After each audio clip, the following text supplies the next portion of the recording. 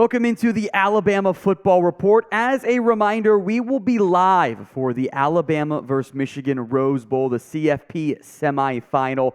Make sure you are tuned in for what should be a fantastic game. We'll be live before kickoff, pregame show, and then live for the entirety of it. Do not miss out. Hit that sub button right now. We begin with latest on the college football transfer portal, because of course we do. There's some fun stuff going on there. A new entry into the portal and a very intriguing name at that. Purdue's edge rusher, one of the best players in the Big Ten this past season, Nic Scourton, has hit the portal. At least he's going to hit the portal. Poor Bruce Feldman of The Athletic, and Feldman doesn't miss very often, so you can bank on Nic Scourton entering it this offseason, which is noteworthy. Timing's getting a little bit close here. Scourton took a massive jump forward this season, from 22 tackles to 50. From 2 TFLs to 15. From 2 sacks to 10. Forced fumbles were both 1. The pass breakups were 3. Now, Alabama was clearly in the mix for guys like Trey Moore, Fadil Diggs from A&M, and from UTSA for Moore. Top of the market edge rushing transfer prospects and players would be understandable if they were in the mix for the Purdue transfer. Now, what makes this a little bit complicated is this element. Alabama has some talented edge rushers. We'll get into a litany of 5-star guys here in a little bit. The problem is they are inexperienced. They have not played very much at Alabama. So how do you get experience if you then go back in the portal and add another big noteworthy player? This is kind of the balancing act of your core roster is built on recruits still, the way it's always been for college football, I guess, unless you're Colorado right now, and Deion Sanders is kind of the exception to the rule. The flip side is you still have to do the portal, but if you keep signing, the top-tier free agents, those young guys aren't going to get experience, and or they themselves will elect to end up leaving. There are multiple 5-star edges on this Alabama football team right now. 2022 class, Jeremiah Alexander, number 18th overall player, number 1 edge. 2023 had the number 5 and the number 4 edge rushers. Keon Keeley, he was number 2 overall. Russaw was number 34 overall. Yhonzae Pierre was number 30 overall. And if you add another big name noteworthy transfer, this time at edge rusher, I would almost guarantee one of those guys is going to leave, right? Like, I don't know if all 4 would stick around because they could go jump to, A&M the instant starters, right? Like, as a hypothetical example there. So you're balancing that very fine line, but if you can get the instant impact guy, that'd be a big get for Alabama, and I think we'd feel better about the pass rush if you landed a guy that also had great success against Ohio State, against Purdue, and was the Big Ten sack leader this past season. So balancing act here. Are you worried about your current edge rushers hitting the transfer portal? The timing stinks for CFP guys, by the way. It's really not fair to them at all. Y for yes, N for no. It is the pinned comment on today's video. So if the ad comes here on YouTube, take advantage of it. Y for yes, N for no. We are into the midst of the college football playoff semifinal prep for Alabama, less than a week away. They will begin their travel today to begin those on-site preparations for the CFP matchup against Michigan. The run defense for Alabama, we'll do a full keys to victory stuff later on, will be critically important against Michigan. A Michigan team that wants to run the football and an Alabama defense that has been inconsistent the past couple of weeks against the run. They got gashed by LSU, which, to be fair, was in part because Jaden Daniels is so dynamic on the ground. Kentucky had one big run, and that was it. Chattanooga did a decent job. It's Chattanooga. You didn't read too much into that. Auburn had success. Georgia did not run the ball very well. What I do want to make note of, what kind of stands out to me, LSU and Auburn have mobile quarterbacks. J.J. McCarthy has not run a ton this year for Michigan, but he can. So keep an eye on some of those read option looks for Michigan. Blake Corum will be the focal piece once again on the ground. He's averaging 4.7 yards per carry this year, up over 1,000 yards. And he's had some of his best games, not all of them, but against some ranked opponents. Last couple games for Michigan against ranked teams, right? Against Penn State, that was the Michigan ran the ball for every single snap in the second half, which was hilarious.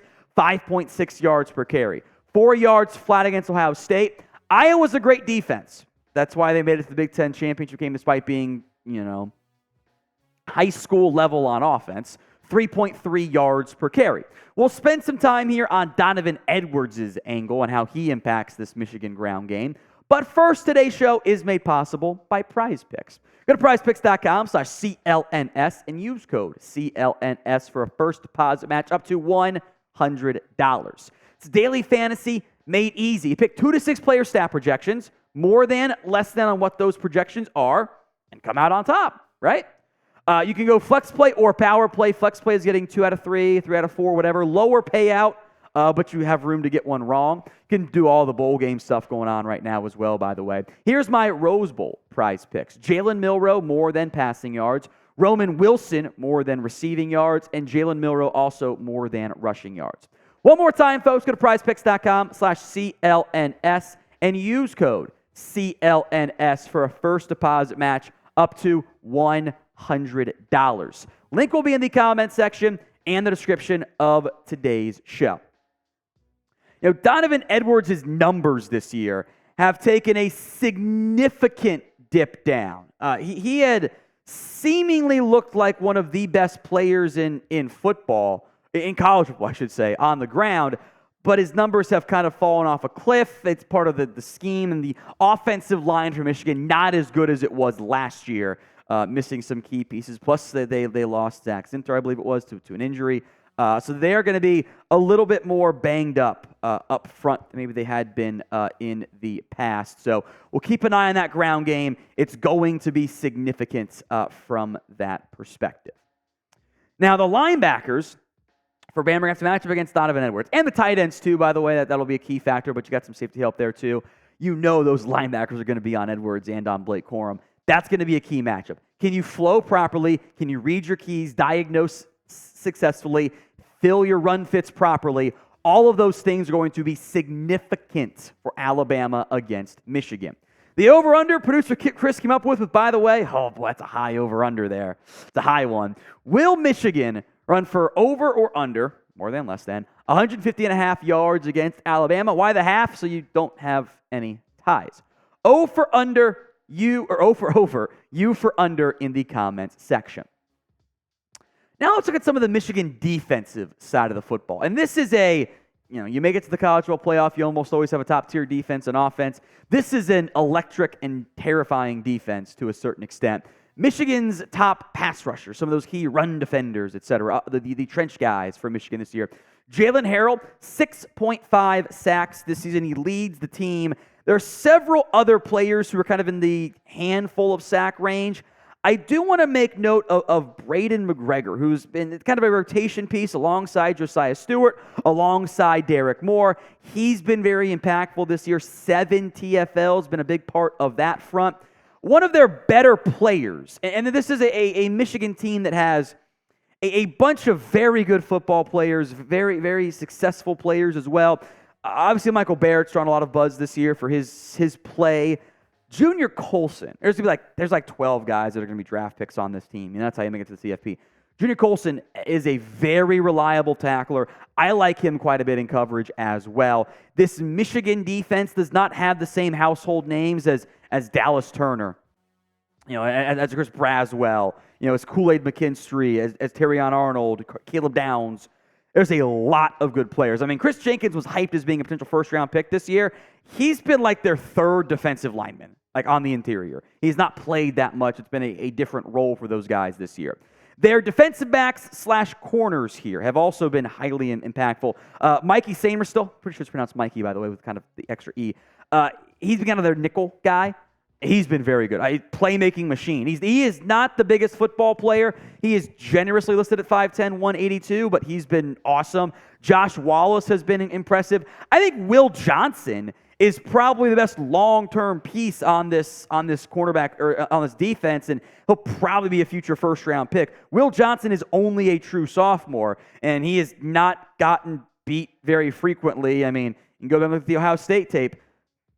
5 targets, 3 catches, 82 yards with an interception against Marvin Harrison Jr. He was even better last season. This is a dynamic football player.